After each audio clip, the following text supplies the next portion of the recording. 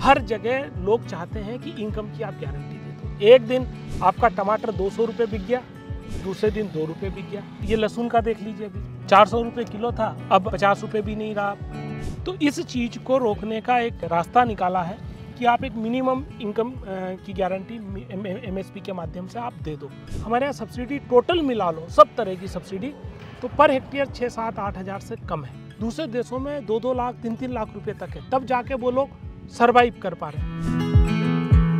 साथियों नमस्कार, न्यूज़ पोर्टली में आपका स्वागत है। भारत की एक बड़ी आबादी, भारत की किसानों की एक बड़ी संख्या फिर आंदोलित है। फिर वो MSP के लिए, अपने अधिकारों के लिए अलग अलग जगहों पे आंदोलन कर रहे हैं। एक बुजुर्ग किसान एक बॉर्डर पे, पंजाब हरियाणा के बॉर्डर पे आमरण अनशन के लिए डट गया है, जबकि सुप्रीम कोर्ट में मामला चल रहा है। जो मुख्य मुद्दा है वो है MSP। किसानों को चाहिए MSP की गारंटी, उनको चाहिए इनकम। इस पूरे सिनेरियो में जहां भारत ने एक बड़े स्तर का एक ऐतिहासिक आंदोलन देखा, अब वो कहाँ जा रहा है, क्या हो रहा है, किसानों की मांगें कहाँ तक पहुँची हैं, इन सब मुद्दों को आपको समझाने के लिए हमारे साथ हैं वरिष्ठ किसान नेता केदार शंकर सिरोही जी। आप मध्य प्रदेश से आते हैं, लेकिन पूरे भारत के हर लफ्ज़ को उन्होंने देखा है, अलग अलग जगहों को देखा, और सिर्फ ज़मीन से जुड़े नहीं बल्कि उन्होंने खेती किसानी के अर्थशास्त्र को भी बहुत अच्छे तरीके से समझा। मुझे उम्मीद है आज ये कई सारे मुद्दों पर आपको बहुत गंभीरता से समझाएंगे। तो केदार भाई, बहुत बहुत स्वागत है आपका न्यूज़ पोर्टली पे। भारत में जो किसान आंदोलन है वो क्यों है? बहुत सारे लोग अभी भी लगता है कि इसकी ज़रूरत ही नहीं है। देखिए, किसान को आंदोलन की ज़रूरत जब तक इनकम की गारंटी नहीं आएगी, जब तक जीने का रास्ता नहीं मिलेगा खेती से, तब तक ये आंदोलन चलेगा। अब पिछली बार जब आंदोलन हुआ था तब सरकार की तरफ से एक गारंटी दी गई थी, किसानों की बातें मान ली गई थी और उन्हें कहा गया था, एश्योरेंस दिया गया था कि हम आपकी बातों को थोड़े दिन में मान लेंगे। पर लंबा समय निकल गया, नहीं माना। यहाँ तक कि दुर्भाग्य की बात, आज मतलब तीसरा सप्ताह कंप्लीट हो गया, चौथा सप्ताह में आंदोलन डल्लेवाल साहब का चल रहा है और वहाँ भी सरकार की अकाउंटेबिलिटी नहीं दिख रही है। अगर सरकार किसानों के लिए वाकई में अच्छे काम कर रही है, सकारात्मक काम कर रही है, नीतिगत सुधार के काम कर रही है जिनसे किसानों की दशा और दिशा बदली हो इकोनॉमिकली, तो वो बताना चाहिए। वो बताने में जो है वो अभी फेल्यूर है, उसी के कारण ये आंदोलन है। आप देखिए ना, भारत में किसी भी इलाके में चले जाइए, हर जगह लोग चाहते हैं कि इनकम की आप गारंटी दे दो। एक दिन आपका टमाटर 200 रुपये बिक गया, दूसरे दिन 2 रुपये बिक गया। ये प्राइस का जो गैप है, ये हम लोगों की सबसे बड़ी रिस्क है। आप ये लहसुन का देख लीजिए, अभी 400 रुपये किलो था, अब आके नीचे 50 रुपये भी नहीं रहा, और नीचे जाने का। ऐसा ही अगर चला तो हो सकता है कि लहसुन के किसानों को घर पे ही लहसुन सड़ाना पड़े, बेचने लायक स्थिति नहीं आएगी। तो इस चीज़ को रोकने का एक रास्ता निकाला है कि आप एक मिनिमम इनकम की गारंटी MSP के माध्यम से आप दे दो। MSP अगर आप फसलों का तय कर दोगे तो उस रेंज में जब बिकेगा तो किसानों के लिए उसकी लागत का कैलकुलेशन हो जाएगा। उसे पता लग जाएगा कि मुझे इतना रुपया मिलेगा, तो इसके अंदर ही उसको लागत लगानी भी है और अपना जीवन निर्वाहन भी करना। एक सामान्य मांग है, और ये हमारे यहाँ की नहीं। आज देख लीजिए, हमारे यहाँ लोग कहते हैं कि किसानों को बहुत कुछ मिल रहा है, कागजों में वाकई में दिखता है, परंतु आप ज़मीनी हकीकत देखेंगे तो उन देशों की तुलना में हमारे यहाँ बहुत कम मिल रहा है। आज हमारे यहाँ सब्सिडी टोटल मिला लो, सब तरह की सब्सिडी, तो पर हेक्टेयर 6-7-8 हज़ार से कम है, इससे ज़्यादा नहीं। दूसरे देशों में 2-2 लाख 3-3 लाख रुपए तक है, तब जाके वो लोग सर्वाइव कर पा रहे हैं। हमारी छोटी जोत है, हमारी छोटी जोत होने के कारण लिविंग का जो एक्सपेंसेस है, हमारे जो जीवन निर्वाह के खर्चे, वो तो तमाम बड़े बड़े। हमारे यहाँ सोशल सिक्योरिटी पे भी खर्चा बहुत कम है, 4-5% बजट का होता है, जिसमें आपकी स्कूल शिक्षा का हो गया, स्वास्थ्य का हो गया, पेंशन वाले काम हो गए, ये उतने में ही सिमट जा रहे हैं। जबकि उन देशों में 20-22% तक सोशल सिक्योरिटी पे खर्चा किया जाता है। जब आज किसानों का खर्चा एजुकेशन पे बहुत बढ़ रहा है, बहुत लंबे स्तर पे है, आज की एजुकेशन महंगा हो गई, सरकारी स्कूलें बची नहीं, हेल्थ का एक्सपेंसेस आप देख ही रहे हो कि हर आदमी को बीमारियों का दौर चल रहा है, आती है तो बहुत बड़ा पैसा लग जाता है। तो इन तमाम चीज़ों के बीच में उसके सोशल ऑब्लिगेशन है, उस पर है। खेती की कास्ट हर दिन बढ़ती जा रही है। अभी देखिए DAP 1590 रुपये, फिर बढ़ने वाला की बात चल रही है, फिर बढ़ने वाला है। पैसा इनपुट में बढ़ रहा है, वो तो एक अपनी जगह, पर इसके साथ में जो सब स्टैंडर्ड डुप्लीकेट और नकली इनपुट जो किसानों को मिल रहा है, वो बहुत बड़ा आघात किसानों को पहुँचाता है। उस अनुरूप में हमारी इनकम नहीं है।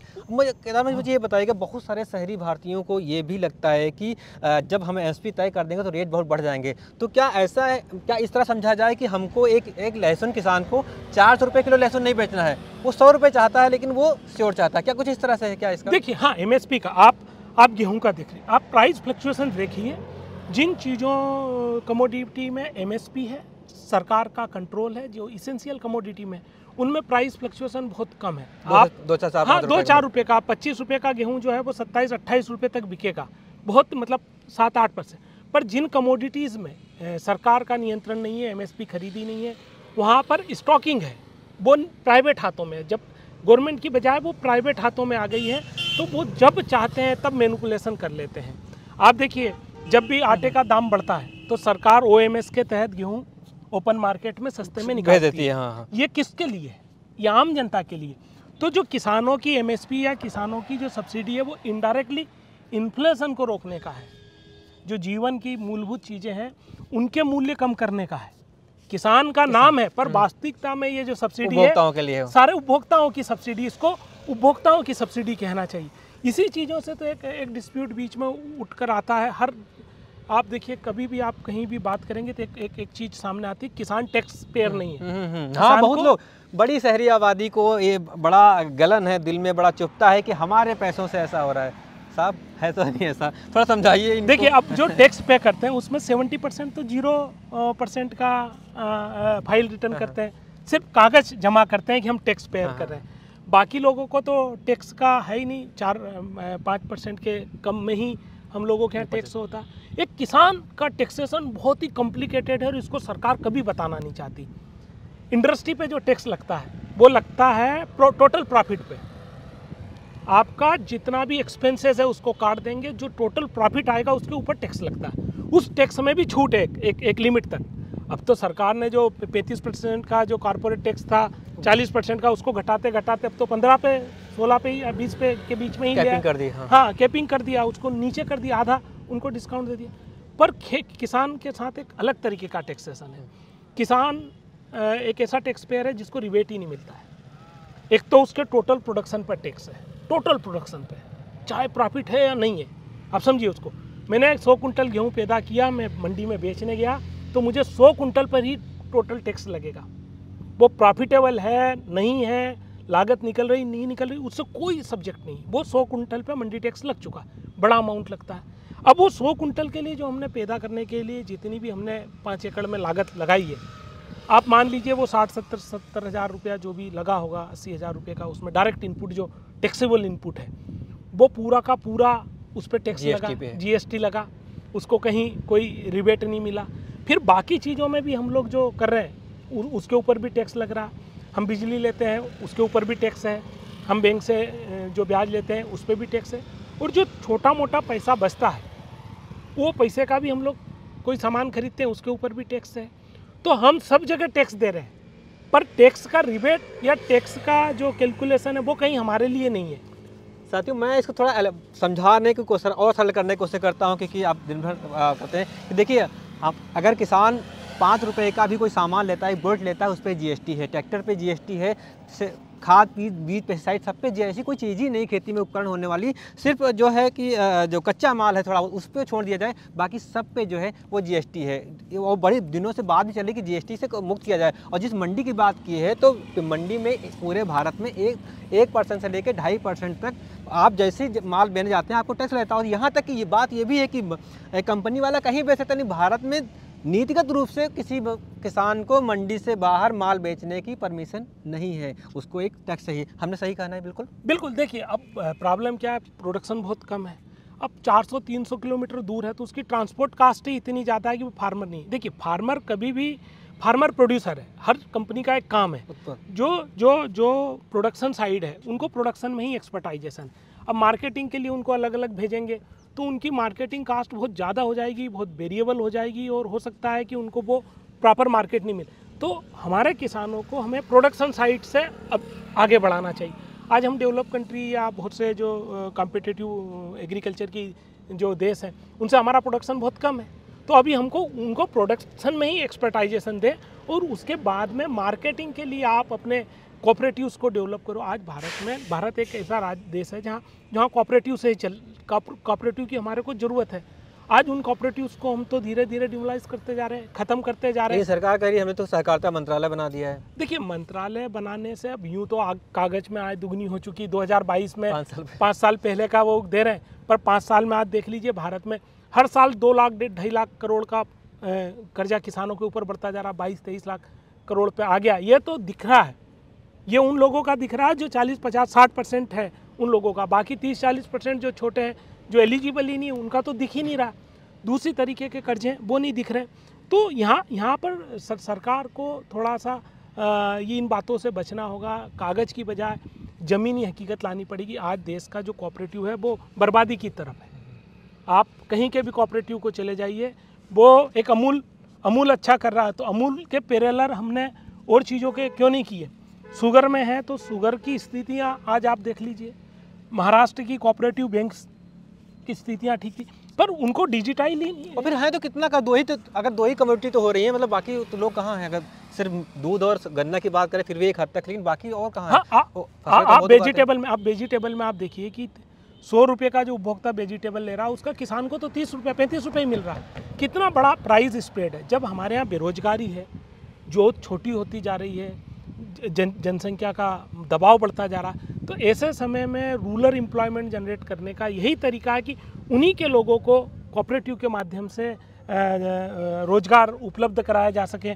एक परिवार जो है वो घर के 2 लोग हैं तो एक पूरी 100% प्रोडक्शन में लगे, एक उसको मार्केटिंग, दूसरा उसको मार्केटिंग में लाए। और ये इंडिविजुअली नहीं हो पाएगा, ये इतनी हमारी क्षमताएं नहीं है, बहुत हर्डल्स है मार्केट में। तो एफपीओ कह रहे हैं, क्या संभव है? देखिए, एफपीओस का भी एक अपना रोल है। अभी जो एफपीओ है उसका कॉन्सेप्ट बहुत अच्छा है, परंतु उसका जो ऑपरेटिंग मोड है वो लिमिटेड हाथों में आ गया है। मतलब उसको सिंगल 1 या 2 नेता चला रहे हैं या 1 या 2 व्यवसायी चला रहे हैं और उसका प्रॉफिट सिंगल उसमें रख रहे हैं, जबकि उसका प्रॉफिट जाना चाहिए सारे स्टेक होल्डर्स को। तो जब तक हम सारा प्रॉफिट स्टेक होल्डर्स को नहीं देंगे, सारी ओनरशिप स्टेक होल्डर्स को नहीं देंगे, तब तक इन मॉडलों पे क्वेश्चन मार्क आता रहेगा। तो हमारी सोच क्या है इन सब के पीछे, कि जो प्रॉफिट है वो डिस्ट्रीब्यूट हो सब में, एक सेकेंडरी इनकम उनकी जनरेट हो। तो वो चीज़ पे जाना पड़ेगा। प्राइमरी वैल्यू एडिशन पे हम लोगों को फोकस करना पड़ेगा। आज हमारे यहाँ प्राइमरी वैल्यू एडिशन नहीं है। जो भी आता है वो बात करता है प्रोडक्शन से सीधा मार्केटिंग फिनिश प्रोडक्ट पे आता है। नहीं, हम गेहूं को आटा बना के नहीं बेच पा रहे हैं, खासकर किसान के। हाँ, तो पहले अभी गेहूं को साफ करके तो बेचना शुरू करें, उसकी ग्रेडिंग करके, उसको उसकी क्वालिटी ग्रेड में डिफाइन करके उसको अगर हम बेचना शुरू करेंगे तो वो एक शुरुआत हमारे यहाँ से होगी। और जैसे जैसे आप 1 सीढ़ी से 2 सीढ़ी चलेंगे तो ये सिस्टम डेवलप हो सकता है। अच्छा, मैं इससे पहले कि भूले कि बहुत अहम सवाल है, वो भी हमारे शहरी भारतीय भी हैं, किसान भी हैं, क्योंकि अगर सब किसानों को ये एमएसपी के मुद्दे समझ में आ ही रहे होते तो फिर वो इस लड़ाई में शामिल, एक बड़ी आबादी किसानों की जो इससे अभी भी दूर बनाए हुए। क्या एमएसपी जो है वो फिजिबल है? क्या एमएसपी की गारंटी देना मतलब देश हित में, किसान हित में, और फिजिबल का मतलब हाँ क्या है इसका? देखिए, इनमें बहुत फिजिबल है। फिजिबल ऐसा है कि जो पूरा एमएसपी का सरकार की एजेंसी ने ही बताया है कि 21,000 करोड़ में ये ऑपरेशन पूरा हो जाएगा। 21,000 करोड़ में आपकी फूड सिक्योरिटी हो रही है। आप 5 किलो, सरकार ने अगर इस पर मोहर लगा दी, सुप्रीम कोर्ट ने, संसद ने मोहर लगा दी कि ठीक है आज के बाद में एमएसपी गारंटी कानून का मतलब है कि 20 रुपये से नीचे कोई चीज़ तय हो गई तो नीचे नहीं बिकेगा। हाँ। इस पे पूरा खर्चा कितना आ रहा है? देखिए, इस पे मात्र 21,000 करोड़ का खर्चा आ रहा है, इन्हीं की स्टैंडिंग कमेटी ने जो बताया।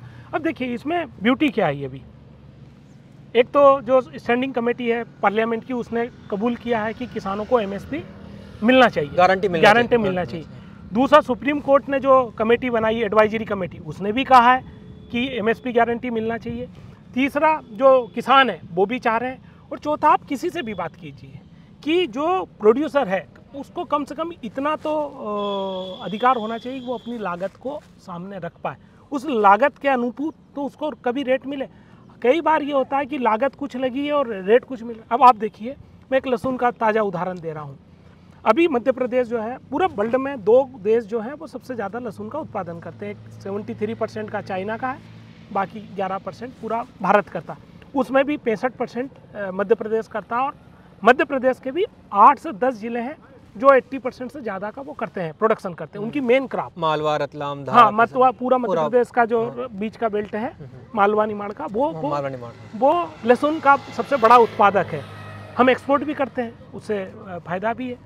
अब जो इस साल की जो लागत के हिसाब से जो इस बार जो वहाँ क्रॉप कैलकुलेशन करें इस बार के अपर प्राइस से, तो वो 80,000 करोड़ की क्रॉप रही है। 80,000 करोड़, क्या बात है, मतलब एक साउंड अमाउंट है। हाँ, साउंड अमाउंट है उस क्षेत्र के।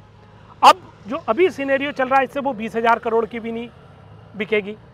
तो 80 और 20,000 करोड़ में 60,000 करोड़ बहुत बड़ा वैल्यू। आप 6,000 रुपया दे के किसानों को सम्मान निधि, आपको लगता है कि किसान का आर्थिक उन्नति हो जाएगा, उसके जीवन निर्वहन अच्छा हो जाएगा, वो एजुकेशन ले लेगा, वो मेडिकल सर्विसेज ले लेगा, सोशियो इकोनॉमिक स्टेटस उसका जो ऊंचा हो जाएगा, अप हो जाएगा।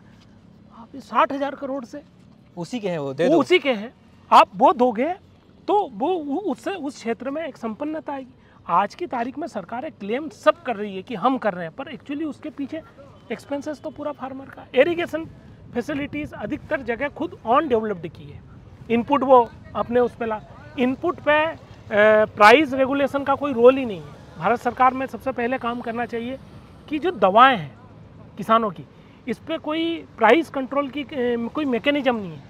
एक कोई दवा 500 रुपये में बेच रहा है, एक 2500 रुपये में बेच रहा है, सेम केमिकल है। केमिकल की प्रॉपर्टी तो सबकी सेम होती है, जहर तो जहर है, वो उस पर कोई कंट्रोलिंग नहीं। प्राइस मॉनिटरिंग का कोई खेल नहीं है। मंडियों पे कभी प्राइस 500 रुपये चली गई ऊपर, 3 दिन में 300 रुपये नीचे आ गई, कैसे आ रहा है? फ्लक्चुएशन नहीं है। कमोडिटी एक्सचेंजेस को जो हैं उनसे रिस्क मिटिगेशन का टूल ही नहीं। अब सोयाबीन में आप देख लीजिए ना, हर चीज़ के लिए एक रिस्क मिटिगेशन टूल होना चाहिए। सोयाबीन सीधे एडिबल है नहीं, इंडस्ट्रियल क्रॉप है, और हम विश्व बाजार से उसमें कम्पीट करते हैं। हम तो 3% ही पैदा करते हैं भारत, बाकी तो दूसरे देश करते हैं। अब भारत में कमोडिटी एक्सचेंज ही में ही लिस्टेड नहीं है। जब कमोडिटी एक्सचेंज में लिस्टेड नहीं है, तो जब तक इंडस्ट्री को रिस्क मिटिगेशन का टूल नहीं मिलेगा, जैसे हम किसान हैं, हम रिस्क मिटिगेशन का टूल मानते हैं कि एक तो आप तो हमको प्रोडक्शन की गारंटी दो फसल बीमा के माध्यम से, कि अगर सर्टेन प्रोडक्शन से अगर हमारा कम उत्पादन होता है तो आप हमको उधर से भरपाई करो। और दूसरा हम एमएसपी मांगते हैं, प्राइस गारंटी। ये भी एक तरीके का इंश्योरेंस है कि आप प्राइस का गारंटी और प्रोडक्शन, तो हम एक इनकम गारंटी की तरह। तो इसी तरीके से इंडस्ट्री उस पर हेज करती थी एक्सचेंज पे अपना उनका रिस्क मिटिगेशन टूल ही नहीं है कहीं। इंटरनेशनल में कभी डॉलर के रेट अप डाउन हो रहे हैं, कभी डिमांड सप्लाई का फ्लक्चुएशन आ रहा है, कहीं दूसरी चीज़ें आज की युद्ध चल रहे हैं उसका भी इम्पेक्ट आ रहा है। तो ऐसे समय में उनके लिए वो टूल होना चाहिए था, वो नहीं हुआ। अब उसका दुष्परिणाम ये हुआ कि जो एमएसपी 4,892 रुपया सोयाबीन का, वो 4,000 के नीचे बिक रहा। सरकार है 400 रुपये, 450 रुपये, 800-900 रुपये का अंतर आ गया। अब पर कुंटल 800-900 रुपये का अंतर आना, ये किसानों के लिए बड़ी बात, जबकि उनकी लागत ही 6,000 है। किसानों की जो लागत है वो 6,000 पर आ रही है, वो एमएसपी भी उनको नहीं मिल पा रही। तो ऐसे समय में सरकार को रिस्क मिटिगेशन का जो टूल है, और ये टूल एमएसपी हमारे आपके लिए नहीं, एक तो उपभोक्ताओं के लिए भी रिस्क मिटिगेशन है, प्राइस फ्लक्चुएशन को रोकेगा, हमारे यहाँ का प्राइस फ्लक्चुएशन रुकेगा, इंडस्ट्री को एश्योर हो जाएगा कि इस लेवल पर हमको कास्ट पैरिटी बैठानी है। तो ये सारे लोगों के लिए विन विन सिचुएशन है। और इतने छोटे अमाउंट पे अगर सरकार 50 लाख 40 लाख करोड़ का हमारा जीडीपी बताती है, तो उसका तो बहुत नॉमिनल चीज़ है। और ये लोग ये भी चाहेंगे कि 21,000 करोड़ रुपये, किसी को लगेगा संख्या बहुत ज़्यादा है, तो सरकारें जो हर साल जो इंडस्ट्री को, जो कॉर्पोरेट को जो लोन वेव ऑफ करती हैं, या उनको जो कहते हैं ना अभी 0 पे फैसिलिटी देती हैं, या फिर उनको 1% उनको ज़मीन पे कर देती हैं, ये भी तो अमाउंट कहीं जुड़ता हो करके। अब ये जो 15 लाख करोड़ अभी इनने 10 साल में दिया है, तो उस 15 लाख करोड़ में तो हम लोग मतलब ये मान लीजिए कि 75 साल तक एमएसपी गारंटी सरकार दे सकती है। 21,000 और 15 लाख, हाँ, तो 75 साल तक भारत के किसानों को एमएसपी की गारंटी मिल सकती थी इतने अमाउंट में, जितने में उद्योग को सिर्फ उनको खुश किया सपोर्ट किया गया है। अब उनके जो कर्जे किस तरीके के माफ़ हो रहे हैं कि आपने 45,000 करोड़ कर्जा लिया और 4500 मतलब 10% ही आपको भरना है। बैंकों का जो 70 अडानी के उसमें 78% का लॉस बैंकों को दे दिया गया, पॉलिसी चेंज कर। यहाँ दोनों अभी हमारे स्टेट में हमारे जो चीफ मिनिस्टर थे वो विदेश में, मध्य प्रदेश में, वो विदेश गए इन्वेस्टमेंट लेने, बड़ा अच्छा लगता है कि भाई आप गए हो इन्वेस्टमेंट लाओगे। उसी दौरान मध्य प्रदेश में खाद की किल्लत थी। साइंटिस्ट कह रहे हैं कि खाद टाइम पे नहीं मिला, किसान कह रहे हैं खाद नहीं मिला तो हमारा प्रोडक्शन जो है वो बहुत गिर जाएगा, 30% प्रोडक्शन गिरेगा। अब 3-4 लाख करोड़ का 30% आप देख लीजिए, 4 लाख 3 लाख करोड़ का जो क्रॉप साइज़ है हमारे मध्य प्रदेश का, अब इतना लॉस वहाँ हो रहा है। तो आप वहाँ जाने की बजाय यहाँ प्रायोरिटी दे देते। वहाँ से जो आप इन्वेस्टमेंट लाओगे वो यहाँ से लेके जाएगा, वो लगाएंगे तो प्रॉफिट लेके जाएंगे। अब वो किसान का अगर उस समय दे देते, वहाँ सही तरीके से उस पर काम कर लेते तो वो यहीं पर मल्टीपल होता, यहाँ की इकोनॉमी में इंजेक्ट होता, वो यहाँ पर ही लगता, यहाँ के लोगों का उद्धार होता, गरीबों का, मजदूरों का, किसानों का, किसानों से लगते छोटे व्यापारियों का, उनके बीच में वो पैसा जा। अब अल्टीमेटली जो सबसे बड़ा परचेसर है वो फार्मर है, सबसे बड़ी आबादी उसी के पास है, ग्रामीण मजदूर। जब किसान के पास पैसा नहीं है तो हम हर बार दिवाली पे एक खबर पढ़ते ही हैं कि इस बार फसलें नहीं थी इसलिए दिवाली पे रौनक नहीं थी, मतलब मार्केट सुना था।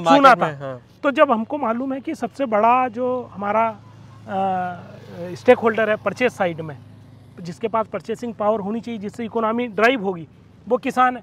अब वो अगर टूटेगा तो अल्टीमेटली आपकी व्हीकल भी कम बिकेगी, आपकी दूसरे कपड़े भी कम बिकेंगे, FMCG पे आपका अंतर आएगा, दूसरी हेल्थ केयर तमाम फैसिलिटीज़ पे वो अपना कंट्रोल कर लेगा। तो अल्टीमेटली नुकसान तो इस देश को, जब हम कम्पीट करना चाहते हैं ग्लोबल से, ग्लोबल में टॉप आना चाहते हैं, तो बड़ी आबादी को हम साइड में रख कर नहीं आ सकते। आज हमारा जब ग्रोथ है, जो हमारी GDP का ग्रोथ 6 से 7% तक जा रहा है, हर साल हमारे पास पैसा बढ़ता जा रहा है, तो सरकार के पास ऑलरेडी एग्जिस्टिंग टूल है। सरकार को कोई नया कानून निकालने की ज़रूरत नहीं है। सरकार ऑलरेडी जो 2000 रुपया दे रही है 3 महीने में, 6000 रुपया हमारे को 4 महीने में, पूरा साल भर में PM किसान से 6000 रुपया देती है, तो उसी को आप लाडली बहना को भी तो आप 2000-3000 रुपया अलग अलग राज्यों में अब देना मंथली शुरू कर दिया। वहाँ 24 से 36,000 एक बहना को दे रहे हो कि वो ठीक से रह सके। तो जब आपकी एक बहुत बड़ी आबादी है जो कर्जे में है, जो आत्महत्या कर रही है, जो सड़कों पर है, उसके ऊपर पूरे लोगों की नज़रें कि ये घाटे में है, तो उसको घाटे में उबारने के लिए उसको आप 10-20 हज़ार रुपया क्यों नहीं दे सकते? आप 2,000 रुपये पे क्यों है, 6,000 रुपये साल पे क्यों अटके हैं? एग्जिस्टिंग है, पैसा भी है आपके पास। तो यहाँ सिर्फ सरकार की नीयत पे सवाल है कि सरकार को यहाँ खुला मन करना चाहिए, और किसानी में पैसा आएगा तो आप ये समझ लीजिए, जब हमारी इतिहास जब पुराना देखते थे, हम सोने की चिड़िया थे, वो खेती से ही थे, तो अब भी सोने की चिड़िया हम खेती से हो सकते हैं। किसान के पास अगर आप पैसा दोगे तो इंडस्ट्री और किसान में आप कंपेयर करके देखिए, इंडस्ट्री में आप जो रुपया लगाते हो उसका बहुत कम प्रॉफिट आता है। 1 रुपया लगाते हो तो उसका 5 पैसा 8 पैसे का करीब ग्रोथ आता है 1 रुपये के उसमें एवज में। आप 1 रुपया इन्वेस्ट करोगे तो उसमें तमाम प्रॉफिट, इंडस्ट्री का प्रॉफिट, एम्प्लॉइयों की सैलरी और तमाम उसमें जाता है, डिप्रेसिएशन कास्ट, और उसमें निकल जाएगा। आप खेती में 1 रुपया लगाओगे तो 3 रुपया मिलेगा। अब ये 3 रुपया मिलेगा तो इससे रोजगार जनरेट होंगे, लोगों का परचेसिंग पावर बढ़ेगा, तो समृद्धि आएगी। ये सरकार को पहला कदम उठाना चाहिए। एक क्या ऐसा भी कहा जा रहा है कि जैसे एक तो 12,000 रुपये हम इनको कर दें, किसानों को जो 6,000 रुपये इसको बढ़ा के 12 से 18,000 या 24,000 जो भी आप उनका कर सकते। दूसरा क्या टूल है कि किसान को डायरेक्ट थोड़ा एक सपोर्ट मिल जाए? क्या बहुत सारे लोगों ने मुझसे अभी ट्विटर पे इन सब ये भी कहा कि आप किसी से ये भी पूछे जानकार जो किसी को समझने वाला हो कि हमको 2,000-4,000 रुपये नहीं चाहिए, आप हमारा टैक्स कम कर दें, जो हमारे ऊपर किसी तरीके जो टैक्स है उसे कम कर दीजिए, आप हमको सब्सिडी भी नहीं चाहिए। क्या ये मतलब ऐसा? देखिए ये बहुत अच्छी बातें पूछी आप। हम काफ़ी लंबे समय से इनसे लड़ रहे हैं। आप 1 साल कहते हो खेती घाटे में, आप कहते हो खेती घाटे में इसलिए फर्टिलाइज़र पर सब्सिडी देने की ज़रूरत है, बड़ी अच्छी यूनिक बात लगती है। खेती में आप 2,000 रुपया भी देते हो, परंतु आप फर्टिलाइज़र के ऊपर 5% टैक्स भी लगा रहे हो। जब आप उस पर सब्सिडी दे रहे हो तो उस पर टैक्स लगाने की ज़रूरत क्यों है? जब आपकी खेती घाटे में है तो खेती पर फिर टैक्स क्यों लगा रहे हो?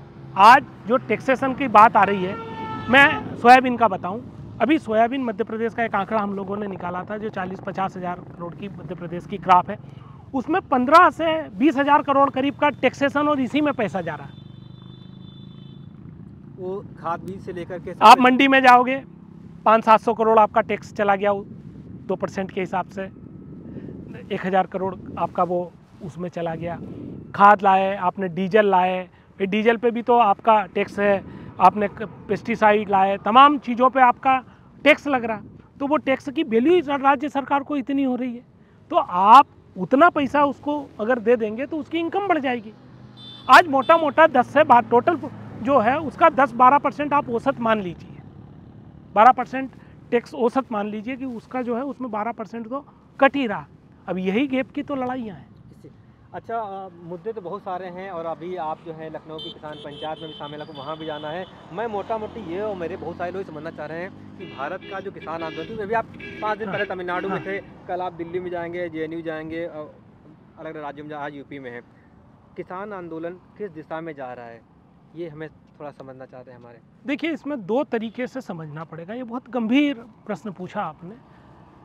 आंदोलन अगर सरकार सपोर्ट करती है तो ये सकारात्मक होते हैं, इससे परिवर्तन आता है, ये कहीं ना कहीं सुधार के लिए है। सत्ता में जो बैठे लोग हैं उन तक आंदोलन के माध्यम से लोकतांत्रिक देशों में आवाज़ पहुंचाई जाती है और जनता के अनुरूप पॉलिसी बनाई जाती है।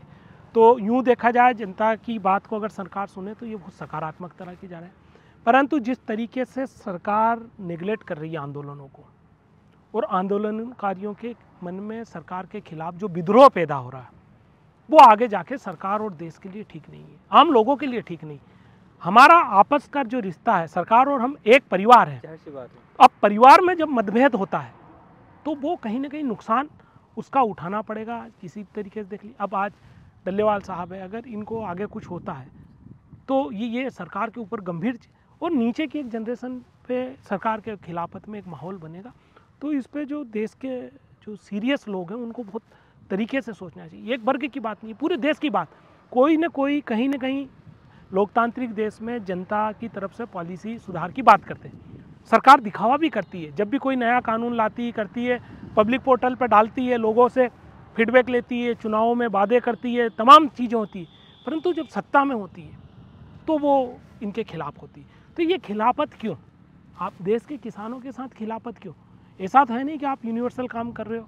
ऑलरेडी MSP है, पॉलिसी है, हम उस पॉलिसी को लॉ में बदलना चाहते हैं, बस इतना ही बात। हमको मोहर चाहिए उस पर मोहर लगाए। ऑलरेडी पॉलिसी है, उसको लॉ में कन्वर्ट करना।